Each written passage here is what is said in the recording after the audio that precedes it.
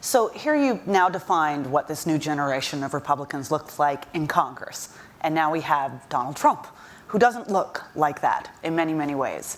I know you have spent a lot of time out with voters on the ground. Do you think that this Donald Trump is changing the Republican Party, or is he a response to changed voters out there?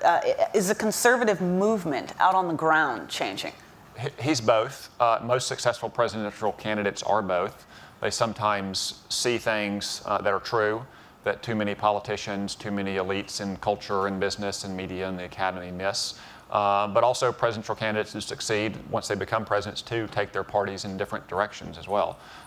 So it's a little bit of both. But some of the things that Donald Trump has seen is that out in places like Arkansas are some of the places where I campaigned in the last month, Indiana and Wisconsin, Iowa, Pennsylvania. There are a lot of people who feel ill-served by Washington, D.C. They feel ill-served by some of the policies that have either been implemented under the Obama administration, like Obamacare, or some of the policies that you've got a bipartisan, but in my opinion, wrong consensus on, like immigration.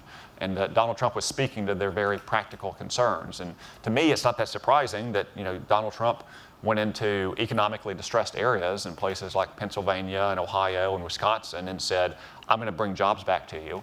And Hillary Clinton, well, she didn't really go there, but if she did go there, she'd say, I'm going to bring you more Obamacare and mass immigration. I mean, it's not surprising what the results of that election were. You said you spent time in the upper Midwest and that you weren't surprised at all by the vote totals in the end. Yeah, my wife's family is spread throughout the upper Midwest in Minnesota and Wisconsin and Iowa, and so I've gotten to know a lot of folks there. I've campaigned there in all three of those states recently.